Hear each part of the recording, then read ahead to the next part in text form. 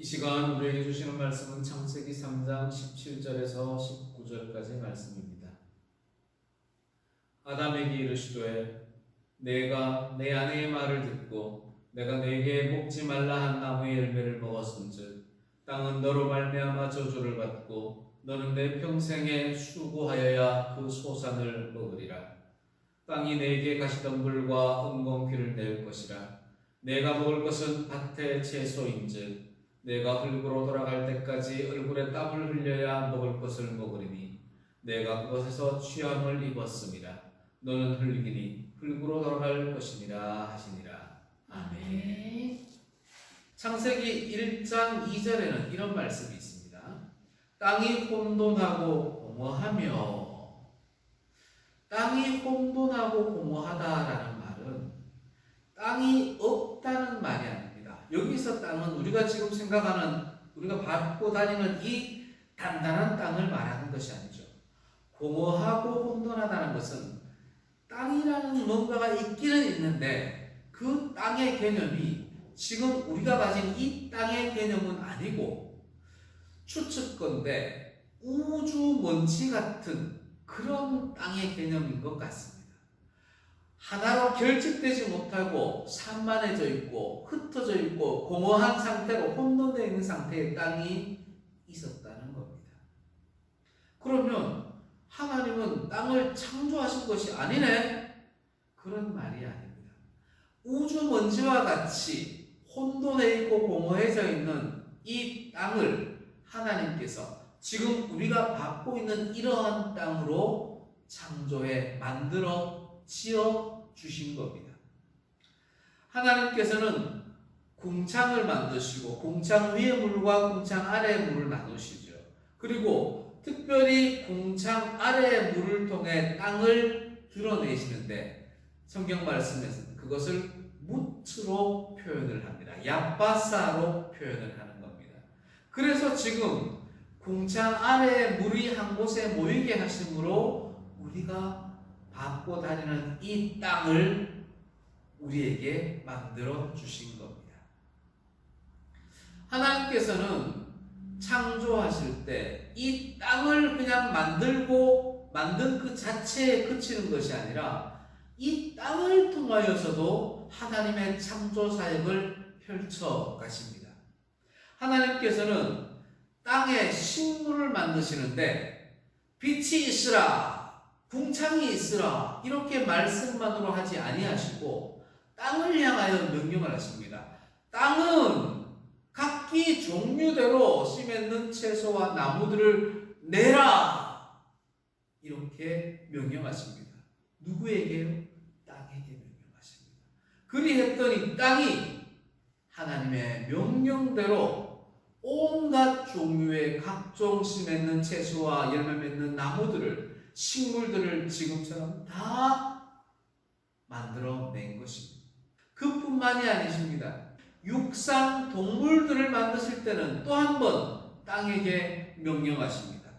1장 24절 말씀입니다. 하나님이 이르시되 땅은 생물을 그 종류대로 내되 가축과 기는 것과 땅의 짐승을 종류대로 내라 하시니 그대로 내니라. 아멘.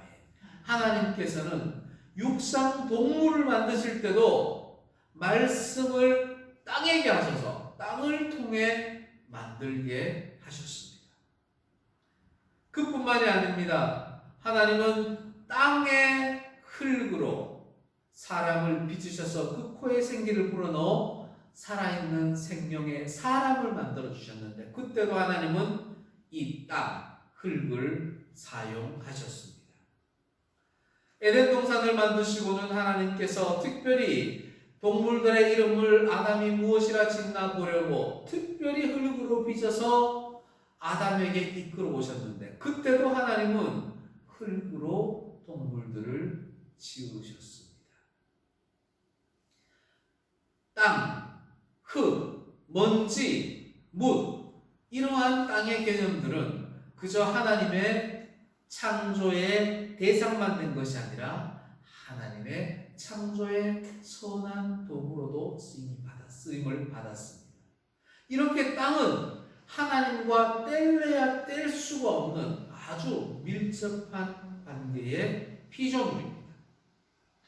하나님께서는 이렇게 창조하신 땅에 하나님은 특별히 에덴 동산을 창조하셨습니다. 그리고는 사람에게 그곳에 살면서 뭔가를 복을 주셨습니다. 그 복이 1장 28절의 말씀입니다.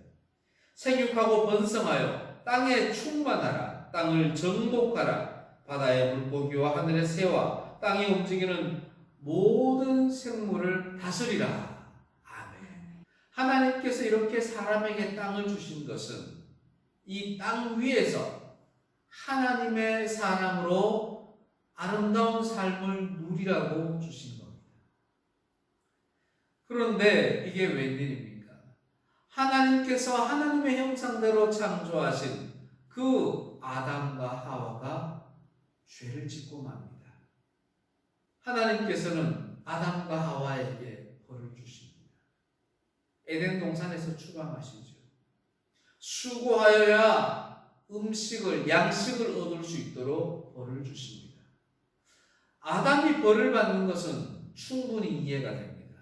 그런데 아담과 하와의 범죄로 인하여 또 다른 존재가 저주를 받는데 그 저주가 바로 땅에게 임하는 저주입니다. 창세기 3장 17절에 이렇게 말씀하십니다. 내가 너에게 먹지 말라고 한 그 선악을 알게 하는 나무의 열매를 먹었은즉 땅은 너로 말미암아 저주를 받으리라. 하나님께서는 아담과 하와의 범죄로 인하여 너희들이 받는 벌과는 별개로 땅에게 저주를 내려버리십니다. 지금 하나님께서는 아담이 살고 있는 그 에덴 동산을 포함한 하나님이 창조하신 모든 땅에 저주를 선포하신 겁니다. 우리나라에도 참 많은 이단들이 있습니다.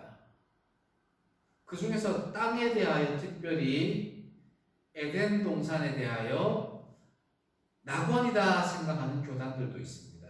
여호와 증인 교단이 그렇죠. 유대교도 사실은 그렇습니다. 에덴 동산이 곧 낙원이다. 에덴 동산과 같은 낙원을 이 땅에서 우리가 누리게 된다. 이것이 여호와 증인의 교리 중에 하나입니다. 정말로 에덴 동산이 낙원이고 천국입니까? 에덴 동산에서 죄가 있었습니다. 저주받은 땅이 에덴 동산에 있는 땅입니다. 범죄가 있고 저주가 있는 곳이 어떻게 낙원이 될 수가 있습니까? 그렇지가 않습니다. 에덴 동산은 인간의 죄로 인해 오염되어 버린 것입니다. 그래서 하나님께서는 새하늘과 새 땅을 통해서 우리에게 하나님 나라를 주겠다고 약속하신 겁니다. 하나님께서 땅을 저주했습니다. 그 결과는 참으로 혹독했습니다. 인간들은 이제 양식을 위하여 땀을 흘리는 수고를 해야 합니다. 창세기 3장 17절 18절입니다. 네 평생에 수고하여야 그 소산을 먹으리라. 땅이 너에게 가시덤불과 엉겅퀴를 낼 것이라. 하나님은 이렇게 땅에게 저주하면 그 저주받은 땅의 영향이 사람에게 미치도록 하셨습니다. 사실 하나님께서는 에덴 동산을 창설하시고 아담을 그곳에 살게 하시면서도 수고하는 땀을 흘리는 노동을 주셨습니다. 그때 주신 노동은 양식을 얻기 위한 노동이 아니라 노동 자체를 통한 기쁨의 노동이었습니다. 창세기 2장 15절에 이렇게 말씀하십니다. 하나님이 그 사람을 이끌어 에덴 동산에 두어 그것을 경작하게 하며 지키게 하시니라. 이때 하나님께서 아담을 에덴 동산에 두어 밭을 갈게 하신 것은 양식을 위한 노동이 아니라 노동 자체의 기쁨을 위한 노동이었던 겁니다. 그런데 저주로 인하여서 이제는 그 기쁨의 노동을 넘어서서 또 다른 노동을 주셨는데 양식을 위한 노동을, 땀을 흘려야 먹을 수 있는 양식을 위한 노동을 주신 겁니다. 사랑하는 성도 여러분, 우리는 지금 그런 땅 위에 살고 있습니다. 하나님이 일하기 싫거든 먹지도 말라 하신 그 말씀처럼 노동을 해야, 땀을 흘려야만 먹을 수 있는 땅 위에 살아가고 있습니다. 그러니 얼마나 치열하겠습니까? 얼마나 힘겹겠습니까? 얼마나 고통스럽겠습니까? 우리는 그 고통의 땅 위에 지금 살고 있습니다. 그러니 우리가 땅 위에서 고통이 있다는 것 당연히 받아들여야 합니다. 문제는 그 저주받은 땅 위에서 살아가면서 하나님, 제가 잘못했습니다. 우리 조상들의 죄를 제가 지금 회개하고 저의 죄를 회개합니다. 하나님, 저를 불쌍히 여겨 주시옵소서. 이렇게 회개하며 살아야 할 텐데 하나님의 형상을 닮은 우리 인생들은 하나님의 기대처럼 그렇게 살지를 못했습니다. 에덴 동산에서 쫓겨나자마자 하나님께서 주신 가인과 아벨은 형제간에 살인사건을 저지르고 맙니다. 가인은 그 아우 아벨을 쳐 죽이고 맙니다. 그의 피가 땅으로 흘러 들어가고 맙니다. 또다시 땅에 범죄의 흔적이 남게 됩니다. 사람의 죄는 여기서 그치지 않습니다. 죄가 얼마나 심각해지는지 하나님께서는 내가 사람을 창조한 것을 한탄하노라, 후회하노라 선포하십니다. 창세기 6장 6절에서 7절 말씀입니다. 땅 위에 사람 지으셨음을 한탄하사 마음에 근심하시고 내가 창조한 사람을 내가 지면에서 쓸어버리되 사람으로부터 가축과 기는 것과 공중의 새까지 그리하리니 이는 내가 그것들을 지었음을 한탄함이니라. 하나님께서 창조하신 것을 한탄하신답니다. 인간의 죄 때문에 하나님의 형상대로 지음받은 저 사람들이 어떻게 저렇게까지 악랄하게 죄를 지으며 살 수 있단 말인가? 하나님이 그 창조하심을 한탄하시고 지면의 모든 생물들을 싹 멸절시켜버리겠다 지금 선포하시는 겁니다. 하나님이 말씀으로만 그렇게 한번 해본 것 같습니까? 빈말인 것 같습니까? 아닙니다. 하나님은 노아를 통해서 일부를 구원해 주셨지만 하나님은 정말로 죄악된 이 땅을 물로 싹 쓸어버리셨습니다. 죄악의 결과는 이렇게 무서웠습니다. 하나님이 창조하신 그 생물들을, 사람들을, 동물들을, 새까지도 싹 멸절시켜버리고 그 구원 방주에 올라탄 존재들만 살아남게 하셨습니다. 세상 사람들은 이 내용을 잘 모를 수 있죠. 그런데 우리 그리스도인들은 어떠합니까? 우리는 잘 알잖아요. 이 노아의 방주가 어떤 의미인지, 우리가 어떻게 살아야 하는지, 우리는 이 노아의 방주에 들어가야 하는지, 그러면서 우리는 나는 구원 방주 올라타고서 찬양하며 예수 그리스도를 구원 방주로 여기며 거기에서 살겠노라 결단하지 않습니까? 그러면서 우리 죄 짓지 말아야지 매일같이 결단하지 않습니까? 그런데 어떠합니까? 노아의 방주에서 구원받은 그 사람들부터 지금까지 수많은 시간이 흘렀지만 그 모든 사람들이 또 똑같은 죄를 짓고 살아갑니다. 하나만 기억하면서 살아갑니다. 내가 다시는 물로 심판하지 않기라. 하나님은 우리를 물로 심판하지 않아. 그 하나 기대감 가지고 또 다시 죄를 짓고 살아가는 겁니다. 하나님이 그렇게 단순하신 분입니까? 하나님이 그렇게 우스우신 분입니까? 그렇지 않습니다. 하나님은 죄 짓는 우리 인생들을 물론은 심판하지 않겠다 하셨지만 더 무서운 것으로 심판하시겠다 선언하셨습니다. 무엇입니까? 불로 심판하겠다 하셨습니다. 영원히 꺼지지 않는 불지옥의 죄인들을 넣어버리겠다 말씀하십니다.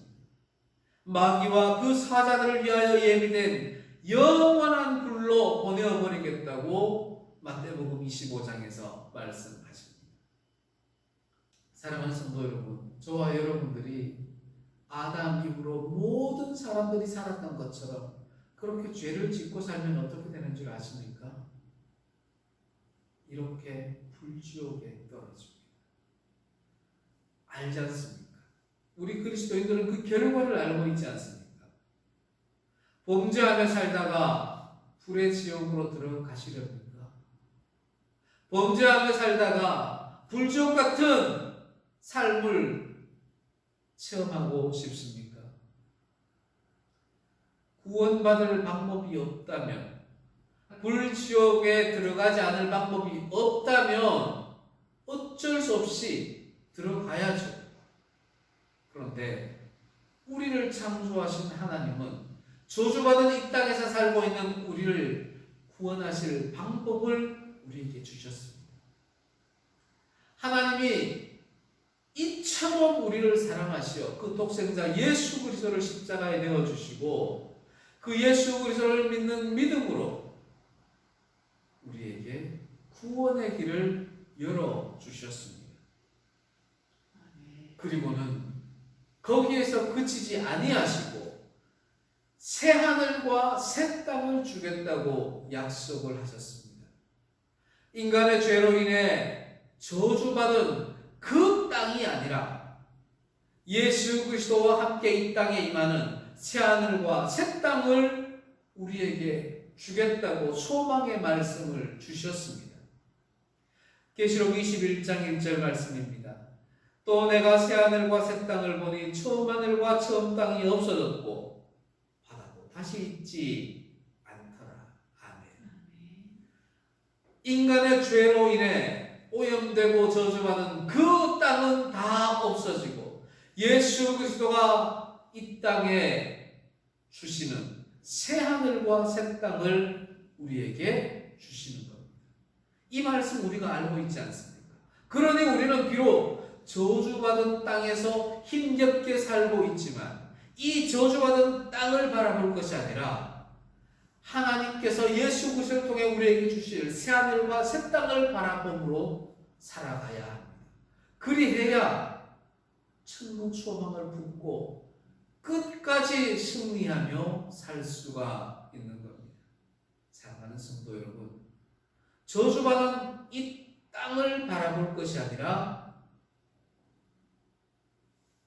예수 그리스도가 우리에게 주시는 새 하늘과 새 땅을 바라보며 살아가는 지혜로운 성도들이 됩시다. 아멘.